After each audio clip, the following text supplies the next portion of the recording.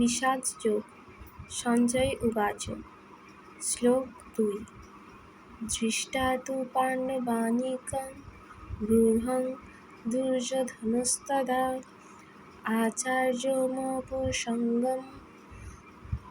রাজা বচনমব্রবীত।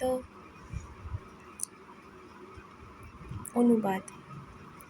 সঞ্জয় বলেন, হে রাজন, পাণ্ডবদের সৈন্যসজ্জা দর্শন করে রাজা দুর্যোধন দ্রোণাচার্যের কাছে গিয়ে বলল।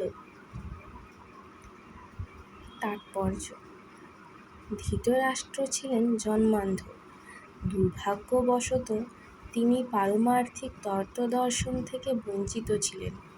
তিনি ভালোভাবেই জানতেন যে ধর্মের ব্যাপারে তার পুত্ররাও ছিল তার মতোই অন্ধ, এবং তিনি নিশ্চিত ছিলেন যে তার পাপিষ্ঠ পুত্রেরা আজন্ম ধর্মপরায়ণ পাণ্ডবদের সঙ্গে কোনো রকম আপোষ মীমাংসা করতে পারবে না।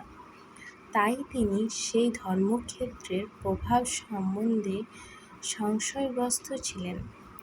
যুদ্ধক্ষেত্রের পরিস্থিতি সম্বন্ধে ধৃতরাষ্ট্রের এই প্রশ্ন করার অভিপ্রায়টি সঞ্জয় বুঝতে পেরেছিলেন।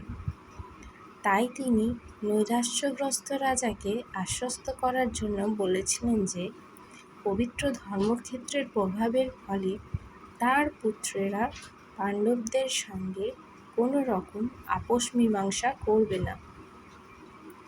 সঞ্জয় তাই রাজাকে অবহিত করলেন যে তার পুত্র দুর্যোধন পাণ্ডবদের সৈন্যসজ্জা দর্শন করে তৎক্ষণাৎ সেনাপতি দ্রোণাচার্যের কাছে উপস্থিত হল প্রকৃত অবস্থা সম্বন্ধে জানানোর জন্য।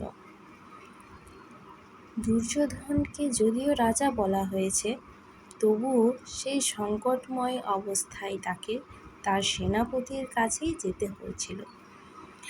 তাই একজন রাজনীতিবিদ হিসেবে সে যথেষ্টই পারদর্শী ছিল। কিন্তু পাণ্ডবদের সৈন্যসজ্জা দেখে দুর্যোধনের মনে যে ভয়ের সঞ্চার হয়েছিল, তা সে তার কূটনীতির ছদ্ম আবরণে ঢেকে রাখতে পারেনি।